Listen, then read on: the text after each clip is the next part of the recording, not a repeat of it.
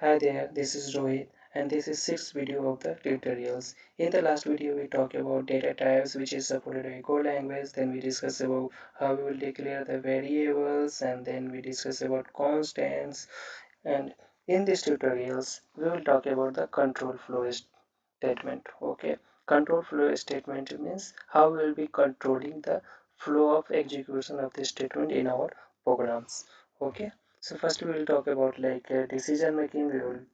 Where we will just see with one of few examples if else statement just to understand the syntax. Then after we'll talk about switch statements, then we'll talk about select statement. So select statement I will not show you any example right here, as because this is something which is related with the concurrency and go routine. Okay, so we will discuss about it in more details when we'll talk about go returns.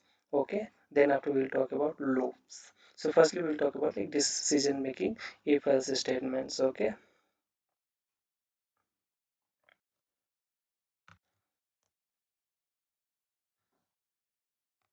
so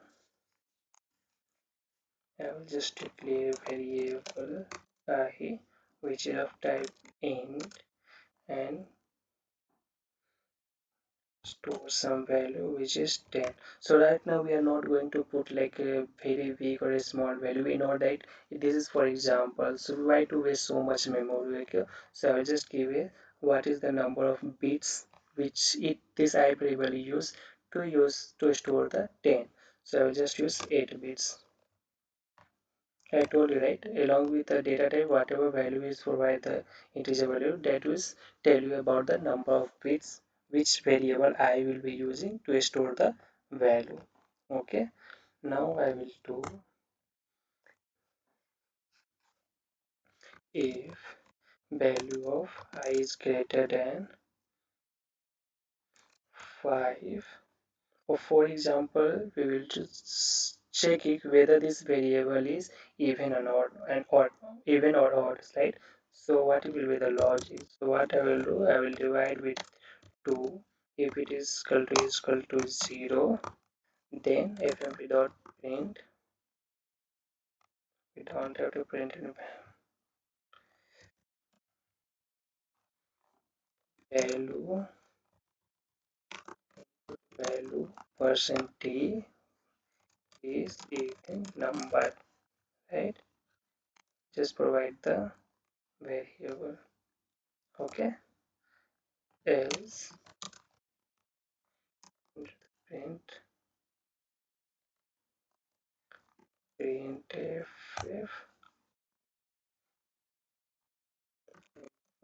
value I is percent is odd number, right? So what will have, because provided input is 10 which is the even number, so it will divide the 10 divided by 2, remainder will be 0, so it will execute the first statement, it will not go into the else statement, right? Just run the program. See, input value 10 is the even number, right? Not even number, right? If you just check it, make it odd, so it will go to the else condition. See, this is a odd number, right? If you want to just extend this if else condition, right, so still we can do.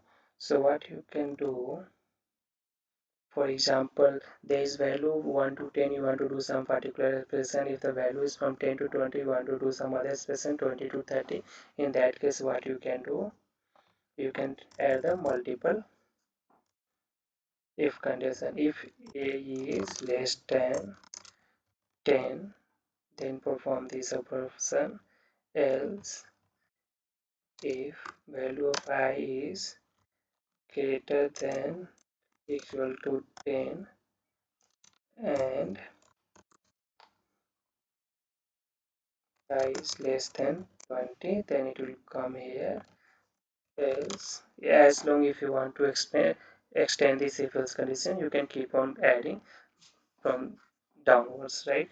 Now I just want to complete it. The fm.t print fm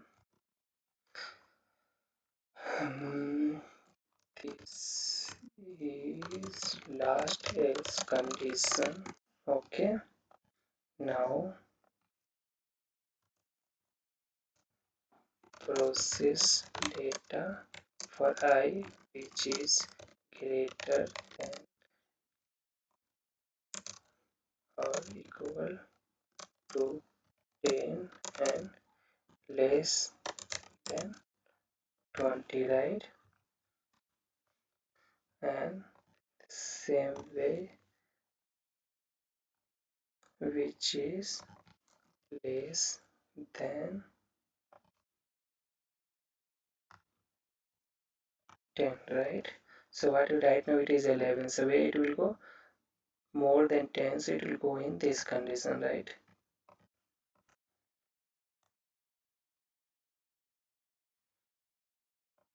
See, equal to 10 and less than 20. If you want to keep it 5,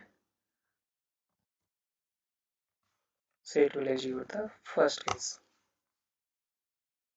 right? Which is less than 10, which is less than 10. If you want to make like too high, so it will not lie in neither first condition nor second, it will go into the else condition, right? So this is the last else condition. You got it? So you can add else if ladder as you want. Okay. Second thing is nested if condition. So nested if condition is again nothing much. This is one outer if condition. Inside also, if you know anything, you can add like where I is equal to 10.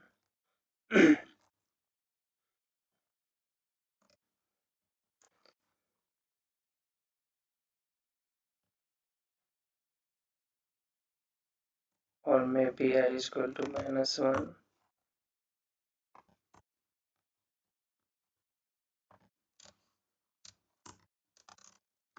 if I is less than 0.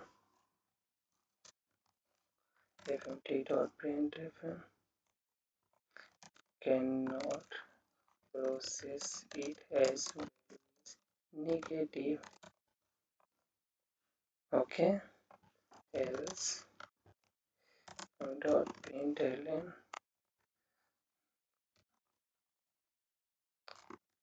process the request as value is positive, right? So what will happen if you give any value which is less than 5, 10, which is 5, so it will come inside, then after it will check the value of I negative, so it will go in if condition, it will not go in else condition. So what it will print first on this one, then after cannot process, right? So what will happen, I will just keep new line so that it will be easy to understand the printed statement, right? So what is the process data for I which is less than 10, so it will firstly go inside, then after it will check I, so cannot process it as the value is negative. So what is this? Is the nested if, means outside one if is there, inside again we are getting if. Again if you want to add some more, so we can add it here, right? So this is the nothing but nested if. Now we will discuss about switch statement, right? Sorry. So switch statement,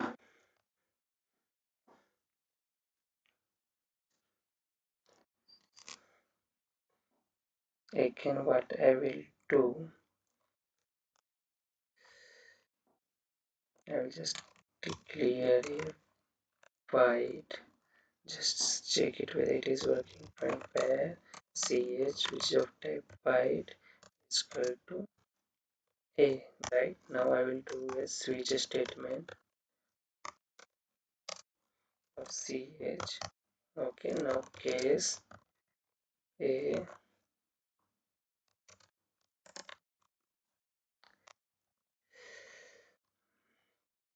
case a block is executed, right? Case b t dot println case B block is executed,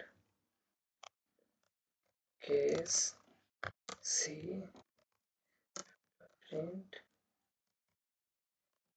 print case C block is executed, and default case, right? If neither of the case is satisfied, so it will go to the default one, right?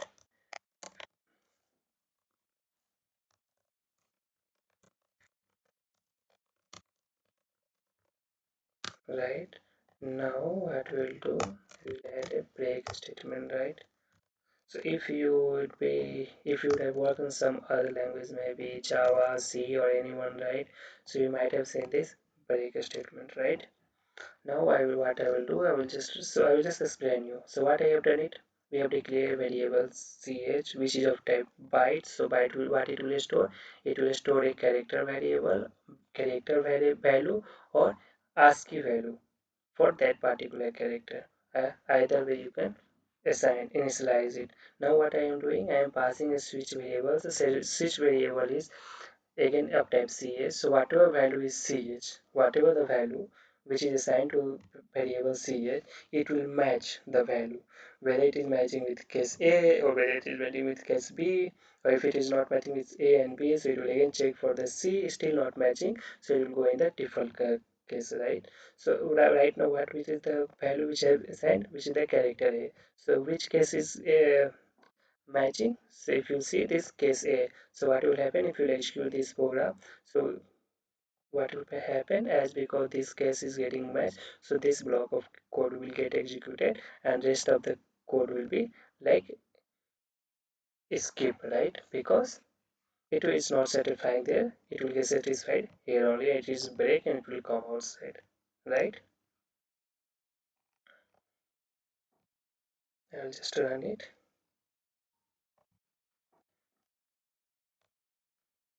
So case A block is executed. Now if we put P, so what will happen? Case base block is executing. So whatever the value of ch is there, now it will match with each case. Whatever case is getting, but for whatever case the value is like matching, if the value is equal, for that only block of the code will be executed. Okay. Now if you see, like you put something which is not there, A, B, or C. Okay. So I'll put G. Now what will happen? It will not go here, it will not go here as well, it will not go here as well. So default is like if it will not satisfy either of the cases, then finally it will go for the default one. So default case is executed. So okay, so one good thing about this Go language is there, no? So in other languages we used to provide break statement explicitly, but here it is like optional. If you want to put it, that is fine. Even if you don't want to put it will be like available. I will tell you like compiler will take care of this thing. Okay, so it is optional. We can remove this one as well. It will not throw you any error, and it will still behave you in the same way, right? So if you execute it, J is the one. It is not mapping with any of the cases. It will go in default. So default case is executed. If you want to put it A, so it will go in case A block, right? Case A block is getting executed. You got it? Now these few other keywords which Go provides, which we can use in the switch statement, which will change the behavior. Okay, so what is the that one? So now I'll talk about, there is one keyword that will call fall through, I think.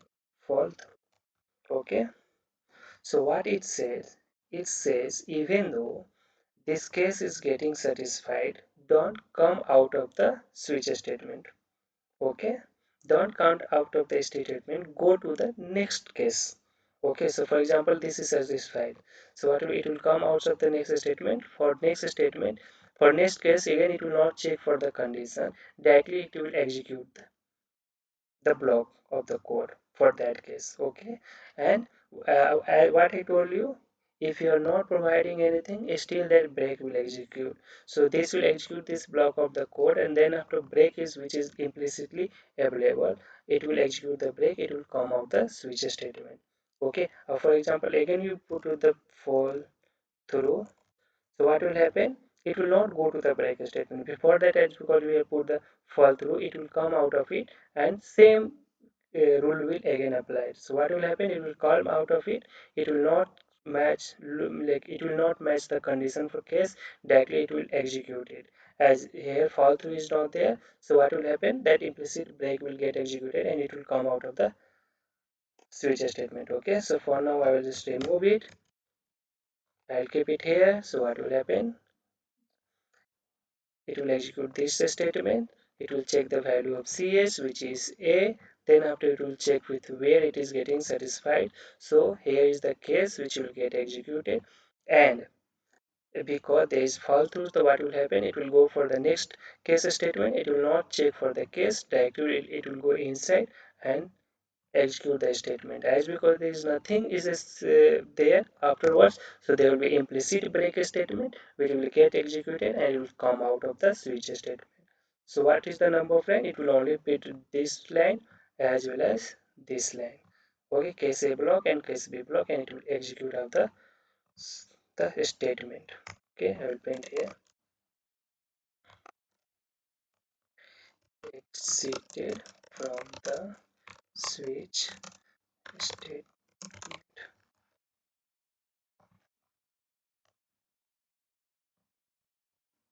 I'll just put new line. Sorry.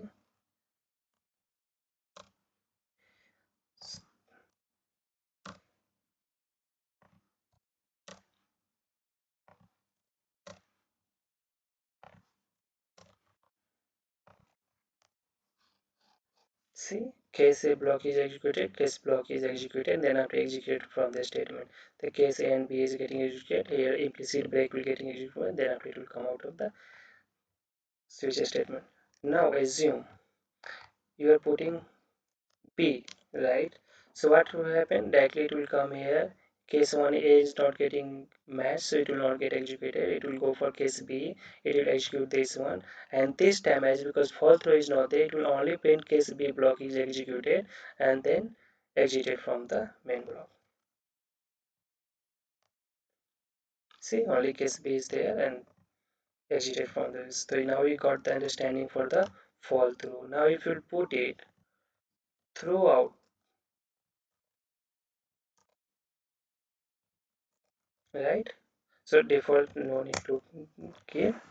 Okay. So what will happen? We have given the B. Anyway, it will not go in the first case, but the rest of the case it will print. B it will print, B it will print, C it will print, and default it will print, and then after outside, right? Because very first time anyway it will come out now. It will firstly it will check it here, case not satisfied. Then after it will go there, case satisfied, executed. Then after it will execute fall through. Then fall through rule will be applied. What is the rule? We will not execute.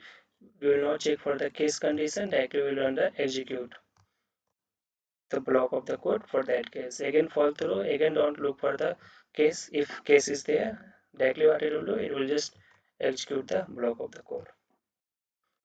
So this time except A, rest of the thing will be printed. Only A is not there, case B, case C, default case executed. If you want to take it case A, so you have to just give the A as well. Yay. So A, B, C, default case is executed from the. So I believe you got it. There is one more thing which I will explain you when we will be talking about the looping. Okay. That is like a break loop. Okay, so once loop will be there, then explaining that concept will be far better.